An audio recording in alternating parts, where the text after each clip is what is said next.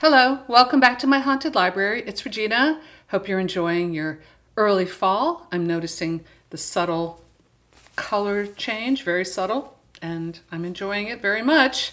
I got Drac here and my new baby, Lena. She's very much a lap dog, so she'll just hang out with us and be very sweet. And I'm here for the mid-month Vamptember kind of check-in. Didn't have a video last week because I was at the Lahaska Bookshop as a featured author for their local author expo, along with my friend James Polidori and young author I met that day named Matt McGarvey, and I really had a good time. It was a lovely day, and if you stick around to the end of this video, I'm going to do a little vlog about what that day was all about, because it was also the Scarecrow Festival there, which is still going on in Peddler's Village, and that's definitely worth seeing if you're in the area or if you want to take a little road trip. All right, so I'm just going to discuss today a little bit about what I've read so far and how Vamptember's going so far. It always is a little different from how you plan, and the TBR can shift, and that's perfectly okay. But I did follow some of the prompts that I created, which is good. So I read something old. I read The Vampyre by John Polidori, which is considered the first vampire work,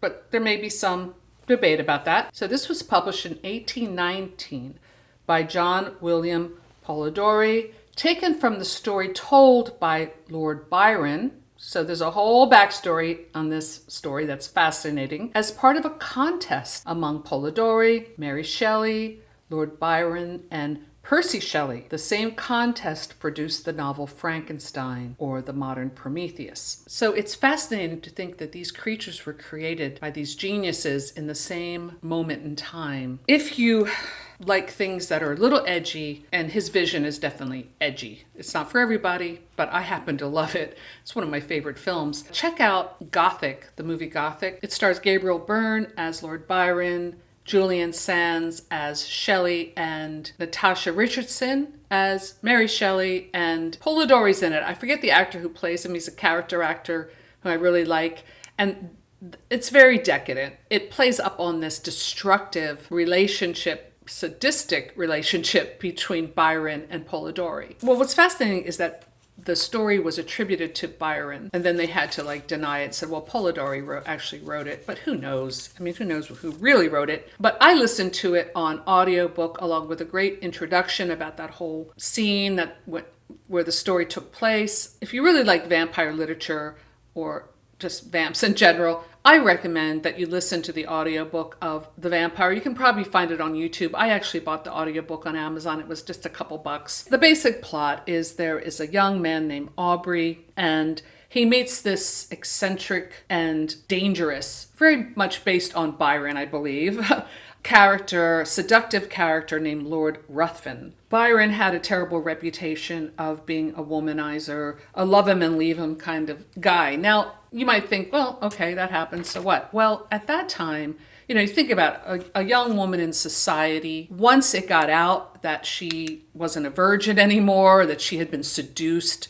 her reputation would be destroyed, and the family line would be affected, and everyone would be upset, and she was a lady, and she was humiliated, and she would be thought of as it would degrade her reputation and her soul. That's the kind of power that a Byron had, who was very seductive and left a lot of broken hearts and destroyed people in his wake. Mad, bad, and dangerous to know, one of his lovers infamously said about Lord Byron.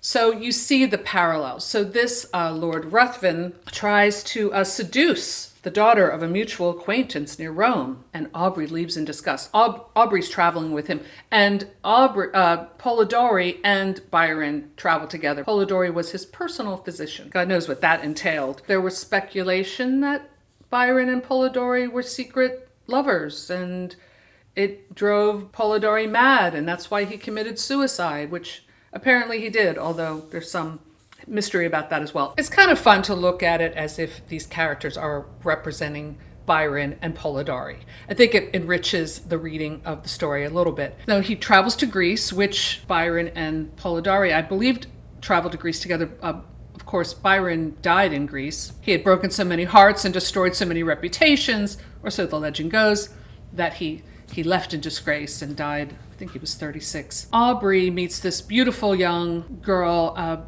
a country girl she's the daughter of the innkeeper, but she is not of his class. She's like a simple peasant type, which is also part of the whole romanticism of the time in literature and art, that the idea that being natural and country people and people of nature were of more value and something to learn from them and holier in a way than these sophisticated eccentrics who have sort of degraded their spirits. This, I'm putting it in a sort of a rough nutshell there, but that was the kind of idea.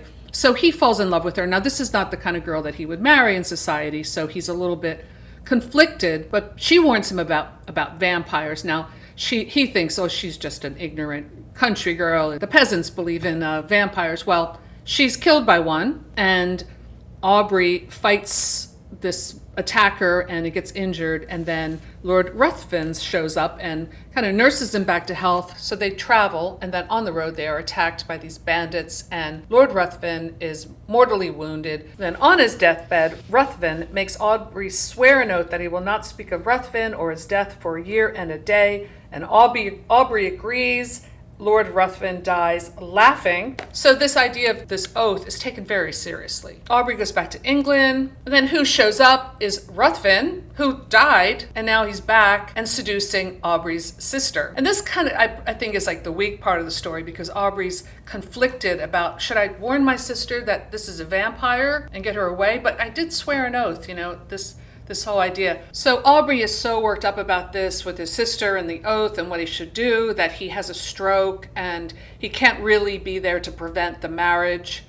And he falls into one of those, well, this isn't Victorian, but like one of those Victorian fevers that I love so much in literature. Such a great literary device. And when he snaps out of it, he discovers that Ruthven has married his sister, taken all the money, killed the sister, and had taken off.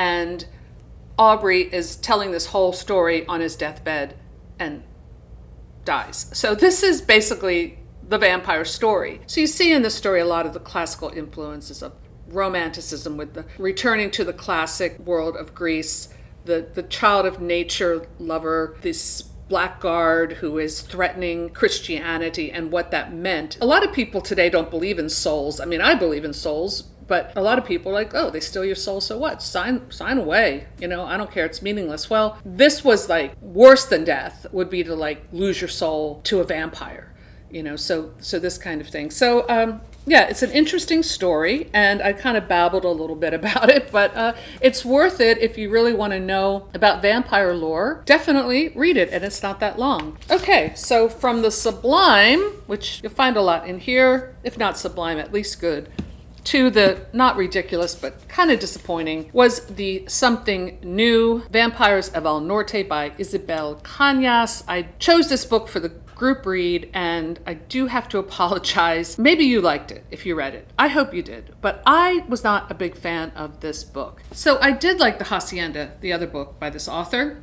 That was the Gothic romance book. So this book takes place in the mid-1800s, when the United States invaded Mexico. So it's on the Texas-Mexican border. And the thing I really liked about this book, and I think the strength of this book, was the setting in that historical period. Because I don't read a lot of historical fiction, and I don't know much about that war, but I did enjoy that conflict. And the vampires, there are vampires in the story, but they're more like a metaphor for the Northerners invading Mexico. So that was cool. But the thing about it is it didn't really quite work. It's an easy read in a way, but it is more of a romance. Now, I was warned about that. And I love romances. I don't have a problem with romance. I did find this in the horror section at Barnes & Noble, just saying. So I did see on Goodreads that some readers were complaining that it's not horror. I was kind of expecting it not to really be horror, so I was okay with that. And it started off kind of cool. The two main characters are a young woman. They start as kids. She is the daughter of a ranch owner. She's a little more well-to-do. And Nestor is a vaquero. I don't know if I'm pronouncing that right. I think the English word would be cowboy, so I'm going to stick to that. And they love each other. They're young. They're like, I don't know, 13, like adolescent. And they go out wandering one night, kind of sneaking out so they can be together and cuddle and kiss. And there's a vampire attack. This creature kind of flies out of the woods and attacks Nina. And Nestor believing that she's dead, takes off because he's afraid. And then she's angry at him for leaving, but she's not really dead. And it didn't really, I don't know, maybe I missed it, but I felt like, I went through a lot of the book thinking, is she a vampire too? Like, I don't want to give any spoilers away, but it didn't quite tie up the way I had hoped. And as a romance, I think what makes a romance work, if I'm really invested in this relationship, and for whatever reason, it just didn't really grab me that much. So I had a lukewarm, I didn't hate this book, but it was more of a lukewarm response to this book. Other people may love it. It certainly has gotten good reviews and recommendations and stuff, so maybe it was just me. But it definitely should not have been in the horror section at Barnes & Noble. It's not horror, and it's really not really romance. It's more like historical fiction, which I think it would have worked if she had gone deeper into that. Like, I felt like I wanted to know more about the conflict and the various battles and things like that. It does get into it a little bit, but I felt like I really wasn't reading historical fiction. I wasn't reading romance. I wasn't reading horror. I was just kind of reading a book that was very skimming on the surface of a lot of things, and it didn't really interest me that much. So sorry about that I recommended that book. That was my something new pick. But then again, I often have trouble with newer stuff. I just don't find it as interesting as like the old stuff. I don't know why. But that doesn't mean I don't always keep an open mind, because I'm currently reading Something Bloody was one of the prompts, and I'm currently reading Nightface by Lydia Peever. Our dear friend Lydia Peever from Typical Books wrote a vampire book, and I didn't even realize this when I started Vamptember. I knew she had a book coming out, but I didn't know when, and I didn't know it was about vampires, and now I do. I'm halfway through. I'm really enjoying it, and I will talk about that next time around. But here's a picture of the cover, very cool. So yeah, go Lydia. She's a very good writer, and she's written short stories. I think this is the only novel. Yeah, congrats, Lydia, and I'm really enjoying it. So it's not all new stuff. I also read another new book that I really like too, and this is not a vampire book, but I enjoyed it. And this is called Gothictown by Emily Carpenter. A restaurateur lured by pandemic-era incentives moves her family to a seemingly idyllic town in Georgia. Well, we know how that turns out. Not well. This was a fun read I got out of the library. It's kind of a little, a bit derivative of a lot of books like that. It was kind of a folk horror book, which is perfect for this time of year. Yeah, I definitely recommend that one. And I also listened to the audiobook When the Wolf Comes Home by Nat Cassidy.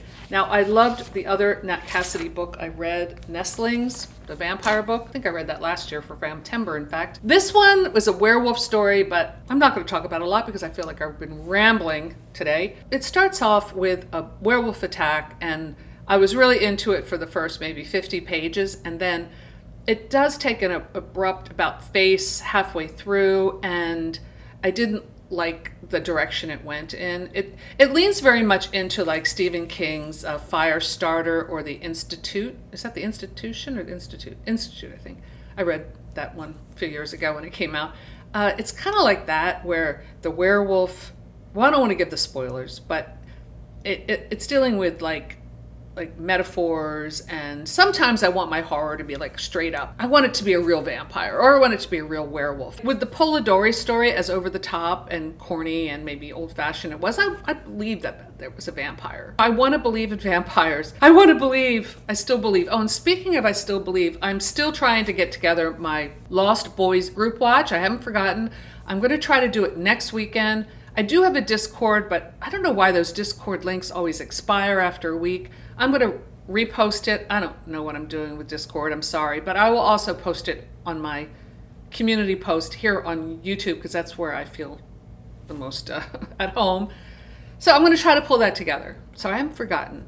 So let me know in the comments below what you've been doing for Vamptember. Have you read any of the books that I've mentioned, or anything new? I would love to hear your thoughts.